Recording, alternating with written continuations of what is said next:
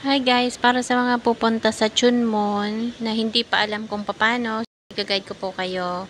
I hope na makatulong ito sa inyo. Okay? So, nandito tayo sa Central. Sasakay po tayo ng 952 papuntang Chunmon. Ayan. Let's go. I hope makatulong po ito sa inyo sa mga hindi pa alam. Thank you. Please subscribe, like, and comments po. Enjoy po kayo. Ingat sa journey nyo and enjoy. Para sa mga OFW na nandito sa Hong Kong, mag-ingat po tayo lagi. And meron lang po akong isi-share sa inyo. Meron tayong goal habang nandito tayo sa Hong Kong. Dapat po matuto tayo sa financial literacy. Kasi po napaka-importante yung financial education para sa bawat Pilipino. Dahil po yun lang ang sagot sa kahirapan. Kapag wala po tayong financial education, kahit po gaano kalaki yung ating kinikita, mawawala lang po yan. Pero kapag financially educated po tayo, kahit papano po, alam natin magtrabaho yung pera sa atin. Para po hindi lang tayo ang trabaho ng trabaho para kumita. Diba? Karamihan na nandito sa Hong Kong is ang tatagal na. So, sino sa inyo dyan yung matagal na po dito pero walang naipon, 'di ba? Po yung realidad ng buhay. Kaya po kami nandito kami para po mag-share ng financial education sa bawat Pilipino. Dahil kami po ay natulungan nung kami po ay natuto ng financial education. Natulungan po kami kaya nag-share po kami ngayon para po makatulong din sa mga naghahanap at gustong makapag-ipon. Kung ikaw ay OFW at marami kang naipon, so napakaganda po. Congratulations. Pero kung wala pa, kailangan na matuto po tayo sa financial literacy. Kasi po, kailangan mabibuild po natin ng tama yung ating solid financial foundation na tinatawag. Yun po yung dapat natin na mabuild. Yun po yung kailangan natin matutunan. Kailangan po is mabuild natin yung solid na financial house natin. Alam niyo po ba kung paano nyo mabibuild yung tinatawag na solid financial foundation? Dapat po bibuild natin yung bawat blocks. Nyo pa yun narinig, dito po is ma-share ko sa inyo. Dapat po unang-unang i-build natin yung ating healthcare. Bakit natin kailangan i-build yung healthcare? Dahil po magkakasakit tayo. Wala pong hindi nagkakasakit. Talaga pong bago tayo kukunin ni Lord is magkakasakit po talaga yun, di ba? So, may healthcare tayo para hindi po tayo magiging pabigat sa ating pamilya kapag tayo ay wala ng trabaho. So, habang may trabaho tayo, dapat po i-build natin yung ating healthcare para pagdating ng kakailanganin natin, tayong magagamit. So, kung hindi naman po natin kailanganin, is God, di ba? Kasi healthy ka. Yun magiging tapon kasi pwede mo po yun ma-withdraw kapag nag-mature na po yung iyong plan. So, ito po is napakaganda kasi mapaghahandaan mo yung iyong retirement. Ang ganda-ganda po nito kapag matutunan natin to. Kaya mag-attend po tayo ng mga financial literacy kasi doon po natin mauunawaan. Ang susunod naman po na dapat nating ma-build is yung protection. So, ano po ba yung protection? Yung protection po yung tinatawag na life insurance. Yung life insurance ay i-build po natin yan, hindi para sa atin, kung hindi para sa ating pamilya. Dahil pagdating nung araw na tayo kinuha ni Lord ng maaga, hindi pa ready yung pamilya, maliliit pa yung mga anak mo, meron ka pong papalit sa'yo. Diba? Meron kang kapalit, kumbaga. Kasi kapag ikaw ay may life insurance, ilalagay mo yun sa box habang ikaw ay buhay pa. Kapag naman tayo ay kinuha na ni Lord, tayo naman yung ilalagay sa box. At yung life insurance ang babangon sa box. Para yun naman ang tutulong sa ating pamilya. Isa sa concept para po sa ating tinatawag na life insurance. Kung mahal natin yung pamilya natin, dapat po meron tayo talagang life insurance para buhay man tayo or kunin man tayo ni Lord ng maaga, hindi po mahihirapan yung pamilya natin. Okay? Next naman po nating i-build, dapat po maalis yung ating utang. Kailangan nating maalis yung utang kasi po yung utang po, yan po yung anay ng ating financial house. So kapag hindi po natin yan naalis, mahihirapan po tayong ma-build ng tama financial house na tinatawag, 'di ba?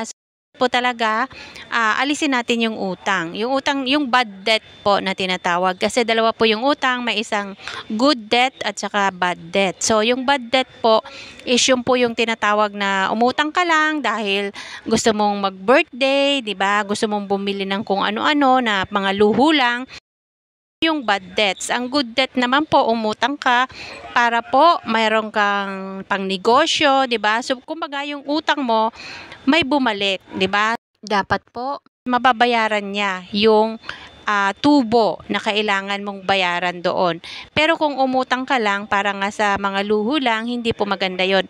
Yun po yung aalisin natin. Good debt naman po, okay lang po 'yon basta po sigurado tayo na mas malaki po yung ini-income nun kesa sa tinutubo nun. Okay? So, I hope na nakatulong po at meron kayong natutunan. So, ang next naman po nating i-build, dapat po ma-build natin yung tinatawag na emergency fund. Ano po ba yung tinatawag na emergency fund? Ito po yung fund na dapat nakalagay sa bangko. Dahil kapag may emergency tayo, yun po yung kukunin natin. Hindi tayo mapupunta sa utang. So kaya po, napaka-importante na matutunan natin paano ba yung pagbibuild ng emergency fund. So dapat po yung emergency fund is at least 3 months ng sahod natin. 3 to 6 months. For example, ang sahod mo 30,000. So, dapat po at least meron kang 90,000 to 180,000 na nasa bangko. Po yung basic na dapat po ma-build natin sa emergency fund. Kasi nga po, pag may emergency, hindi ka mapupunta sa utang kasi meron kang fund sa iyong emergency fund, di ba? Kaya po napaka-importante na marunong tayo or nag-aaral po tayo ng financial literacy. Kasi ito lang po yung makakatulong sa atin na maunawaan natin at paano natin siya mabibuild ng tama. Ang last naman natin na i-build is yung pinakatuktok, yun po yung bubong ng ating solid financial foundation, yun po yung tinatawag na investment. So, bakit siya nasa tuktok? Kasi po, sabi nga, wala tayong karapatan mag-invest kapag hindi po natin na-build yung mga unang mga blocks. Kasi yung investment po natin, kapag hindi natin na-build yung mga blocks sa ilalim, pagka nagkaroon tayo ng sakit, diba, saan mapupunta yung investment mo? So, kapag hindi mo na-build yung iyong protection, so, kumbaga parang baliwala po yung investment kapag hindi natin na-build siya ng tama. Yung kumbaga step by step, yung pagbibuild natin is dapat tama siya. Para po talaga maiiwasan natin yung malaking problema pagdating nung panahon. Sana po meron kayong napulot na aral or natutunan sa aking na-share.